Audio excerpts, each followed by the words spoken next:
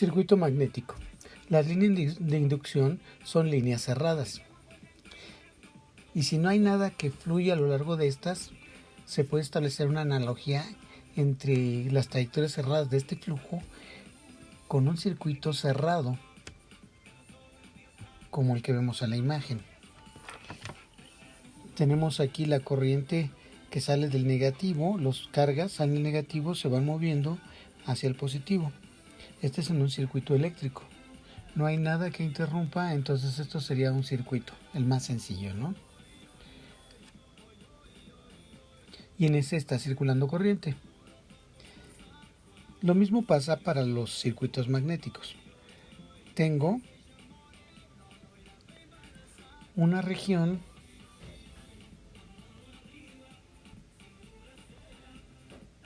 donde tengo dentro de esa región el campo confinado. Es un campo magnético, un flujo magnético confinado dentro de una superficie comodona. A esa superficie comodona se le conoce como anillo de Rowland o toroide.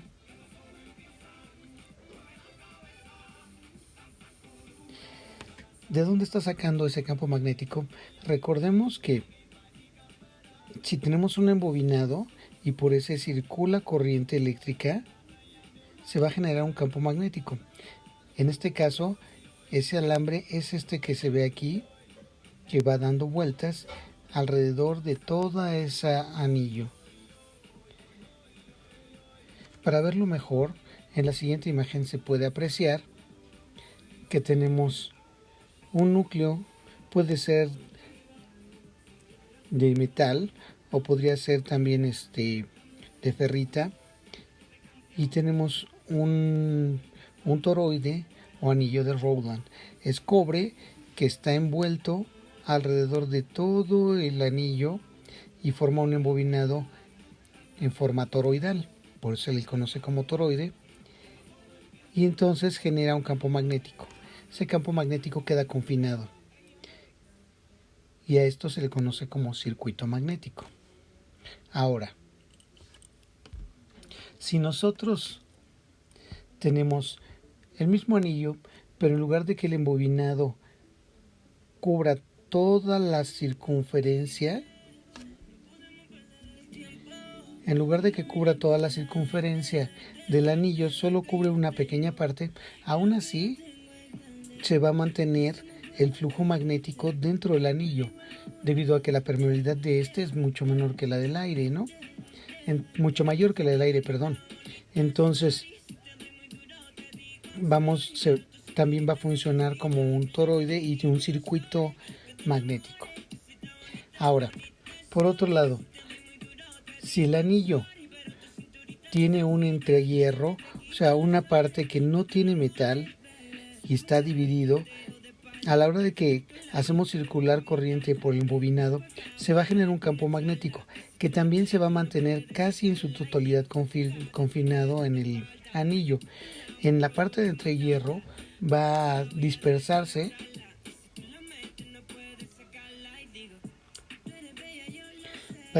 este campo magnético. Y este campo magnético se puede considerar que es un circuito en serie, donde la parte metálica es un elemento y la parte de aire es otro elemento.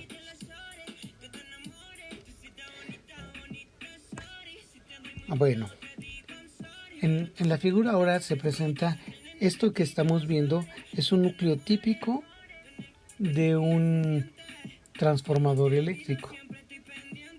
Si abrimos uno de los cargadores de nuestros celulares, encontraríamos un circuito algo así, donde tiene varios embobinados. Aquí nada más nos muestran un embobinado. Y entonces, en esta figura se representa que tiene A y C. Y A y C están en paralelo, pero A está en serie con B y C está en serie con B, pero entre A y C están en paralelo. Y también es un equivalente a circuito eléctrico, pero con magnetismo. Y las líneas magnéticas son estas amarillitas que estoy señalando ahorita con mi flechita.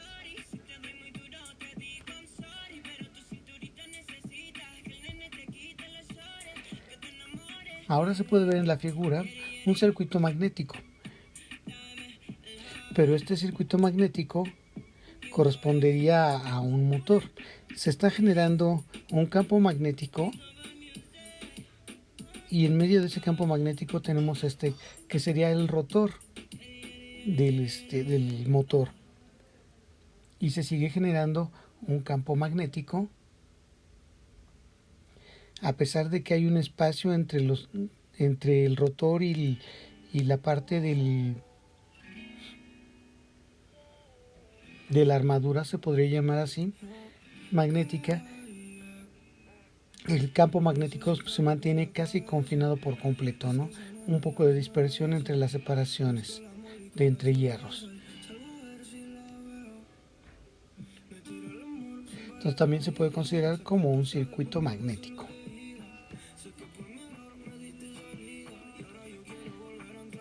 Ahora pasamos al tema de fuerza magnetomotriz.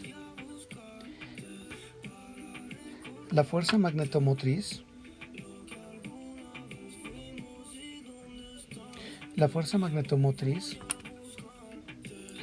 es la que se produce en una bobina, como la que estamos viendo en la imagen. Como tiene un número de espiras y es recorrida por una corriente I, tiene número de espiras y es recorrida por una corriente I. Entonces, esta es la fuerza con la que puede atraer o repeler dependiendo de su embobinado a otro cuerpo ferromagnético o bobina, y sus unidades son ampere vuelta. Entonces, esa fuerza magnetomotriz es qué tanta fuerza puede aplicar esta bobina sobre otra bobina o sobre otro cuerpo ferromagnético.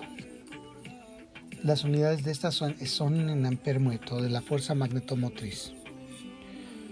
Fuerza magnetomotriz. Sus unidades están en amperes metro.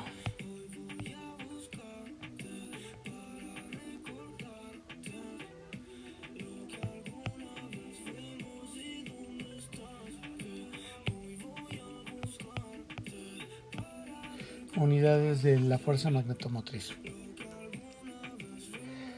Hay otro concepto que es la excitación magnética. Esta es la existencia de una corriente magnetizante que al circular a través de un alambrado dentro del cable, si está en forma de bobina, pues va a generar más. Y esta va a generar un campo magnético que induce, o un campo magnético inductor. Este actúa sobre los dipolos del material que emplean como núcleo.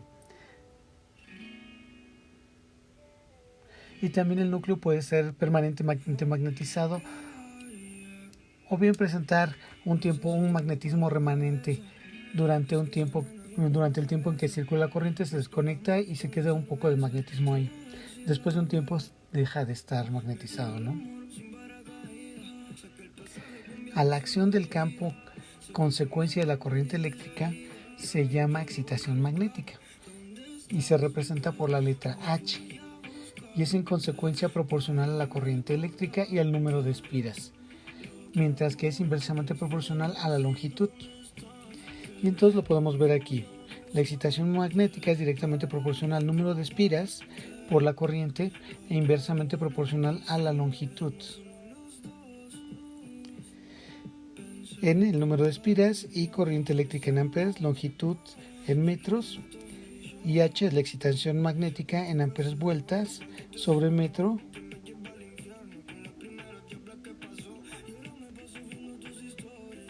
o amperes metro. Eso es en cuanto a la excitación magnética. Ahora, ¿qué relación hay entre intensidad de campo magnético y la excitación magnética? Pues la relación que hay entre esas dos la podemos ver en esta expresión.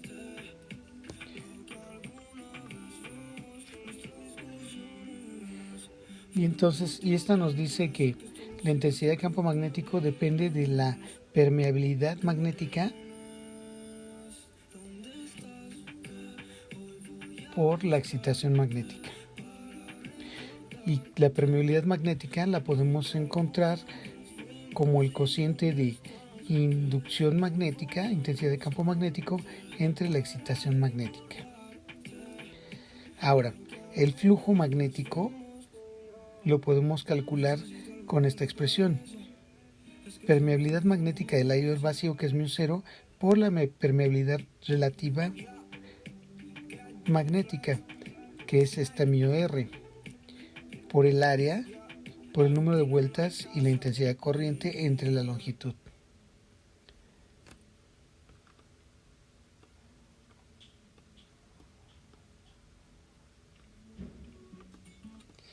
Bueno, y entonces como ya vimos cómo se relaciona la intensidad de campo con la excitación y con el flujo, y cómo el flujo se puede calcular a partir de los datos del material, la corriente, el área de las espiras y la longitud que tenga ese solenoide, podemos apreciar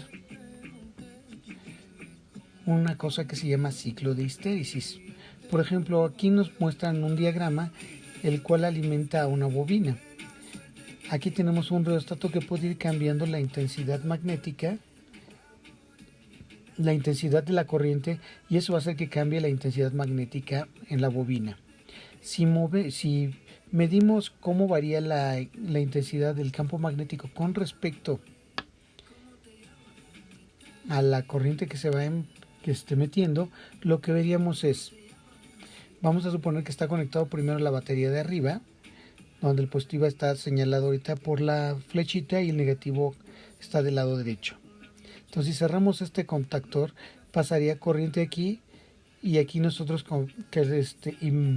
cambiamos la cantidad de corriente eléctrica que entra a la bobina. Y entonces eso hace que nosotros empecemos y empieza a aumentar la intensidad de campo hasta que llega un máximo y ya no puede contener más campo magnético. Y entonces ahí la dejamos. Y luego lo que hacemos es desconectamos esta e invertimos la corriente. A la hora que invertimos la corriente, empieza a descender el campo magnético y subir de nuevo. Y entonces lo ideal sería fuera que se subiera por una misma línea y bajara por la misma. Pero esto quiere decir que hay por ahí una pérdida que es por corrientes parásitas, que es por un magnetismo y por ahí remanente que queda. Entonces eso hace que no sea una sola línea que sube y baja. Y dependiendo del material y la permeabilidad magnética, se ve como la que estoy señalando ahorita o se ve como esta de acá abajo. Esta de acá abajo tiene su ciclo de histéresis es más grande, ¿no? Y entonces las sustancias cuya curva es baja y amplia son ideales como núcleos de electroimanes, puesto que en estos núcleos el magnetismo residual es muy alto y la sustancia permanece casi totalmente imantada aun cuando se corte la corriente. Las sustancias cuya curva de histéresis es muy alta y delgada son ideales para ser empleadas con núcleos de transformadores, pues al invertirse el sentido de la corriente el magnetismo residual es casi nulo.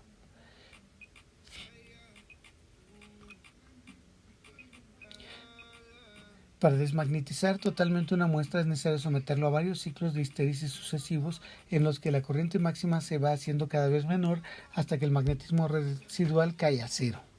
Cuando el magnetismo residual se está llevando a cero, se conserva el desplazamiento de calor en el núcleo, lo que indica que parte de la energía eléctrica empleada para magnetizar el núcleo se pierde en forma de calor. Así se comprueba que la cantidad de energía perdida es proporcional al área de la curva de histéresis, constituyendo una de las pérdidas por histéresis. Entonces, si ustedes están notando que su transformador se está calentando, toda esa energía eléctrica se está transformando en calor debido al ciclo de histéresis.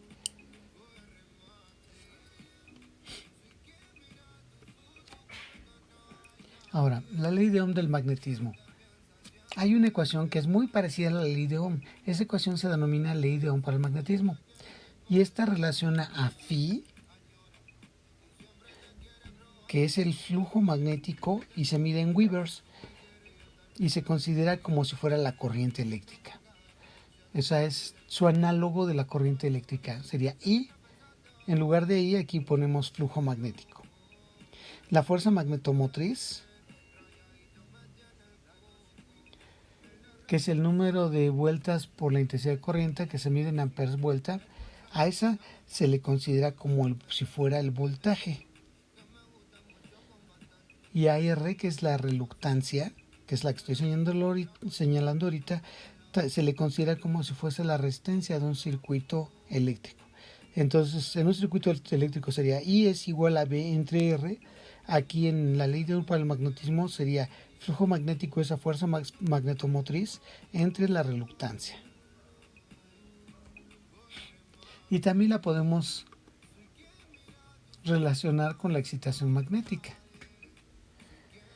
Ese flujo magnético se relaciona con la excitación magnética. El flujo magnético es a mu, la permeabilidad magnética, por la excitación magnética. Y así también podemos calcular nuestro flujo magnético. Una vez viendo esta parte teórica brevemente, ahora llegó el momento de resolver un problema. Nos dicen que un núcleo toroidal de hierro de 4 centímetros cuadrados de sección transversal y de 10 centímetros de diámetro medio se embobina a base de 5 espiras por centímetro. O sea que en cada centímetro va a haber 5 espiras. La permeabilidad magnética es de 1500. ¿Y qué nos piden calcular? La reluctancia del núcleo, la fuerza magnetomotriz producida por una corriente eléctrica de 0.8 amperes de intensidad y el flujo magnético en el núcleo. Si se fijan, se parece mucho a los problemas que teníamos de corriente eléctrica y todos estos. Entonces, vamos a ver cómo se resuelve. Lo primero que hacemos es todos los datos que habíamos anotado, los 4 centímetros, 10 centímetros, permeabilidad magnética, los anotamos. Entonces nos queda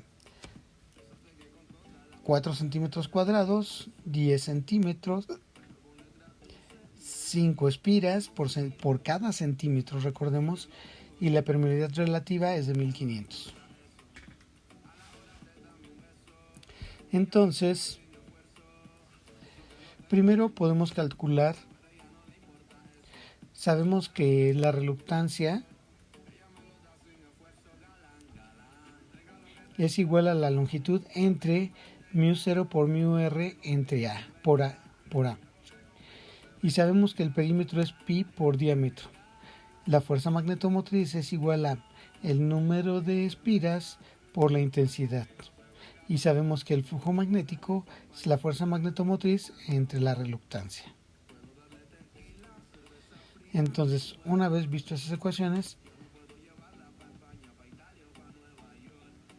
continuamos. Lo primero que hacemos es usamos la ecuación para calcular la reluctancia, donde la reluctancia es igual a la longitud entre μ0 por μr por el área. Y entonces la longitud es de 31.41 por 10 a la menos 2. Entre μ0, que es 12.56 por 10 a la menos 7. Recuerden 4pi k', que es este número, por los 1500 que me están dando, por el área, que es 4 centímetros cuadrados, o sea, 4 por centímetros por 10 a la menos 4. Entonces, ahorita la pregunta sería, ¿y de dónde sacamos este 31.4 por 10 a la menos 2? Bueno, vamos a hacer un paréntesis y vamos a calcular esa L. L es igual a la longitud de toda la circunferencia. Eso quiere decir que es el perímetro. Y el perímetro de un círculo es igual a pi por el diámetro. Pi por 10 a la menos 2 metros. Y entonces la longitud nos da 31.41. Si multiplican ustedes eso, les va a dar 0.31. Dejen saco mi calculadora porque ya no estaba. Ahora sí ya. Les va a dar 0.03141 metros. Si pasamos eso a notación, L igual a 31.41 por 10 a la menos 2 metros, que es exactamente este valor que está aquí. De ahí se obtuvo el valor de L.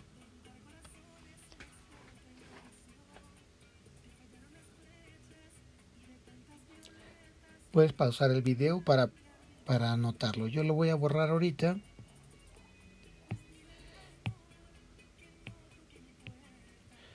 Para continuar con la explicación.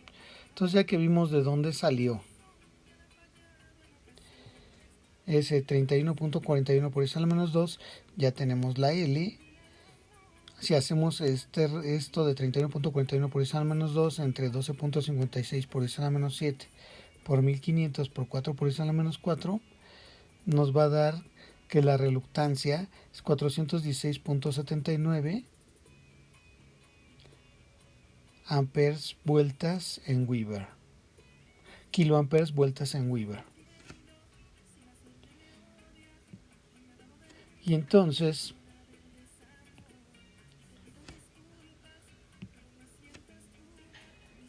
la fuerza magnetomotriz es igual al número de espiras por la intensidad de corriente. El número de espiras es 31.41, que es lo que mide de longitud en centímetros por 5 vueltas cada centímetro, y eso nos da un total de 157.05 vueltas alrededor de todo el toroide.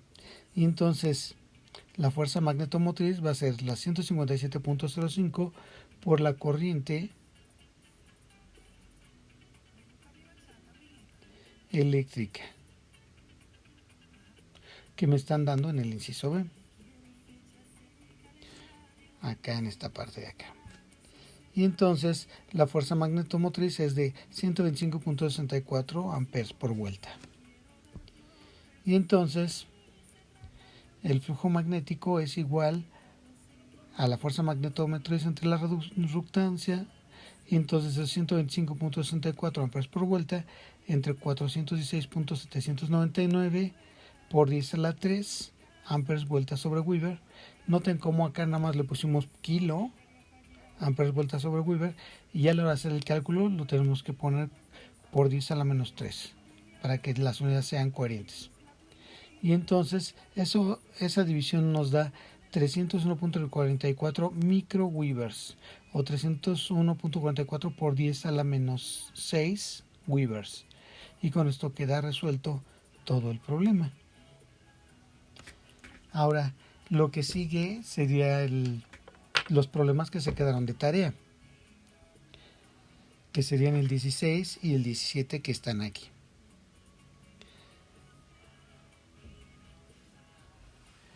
Recuerden, intenten hacerlos individual solo. Yo sé que les cuesta muchísimo trabajo, pero intenten hacerlos primero de manera individual. Les voy a poner un espacio para que suban la actividad individual, y después voy a poner otra actividad para que suban la actividad contestada en equipo. Y luego publicar, una vez que me entreguen todos, publicaré las respuestas. Por su atención, gracias, y disculpen la tardanza.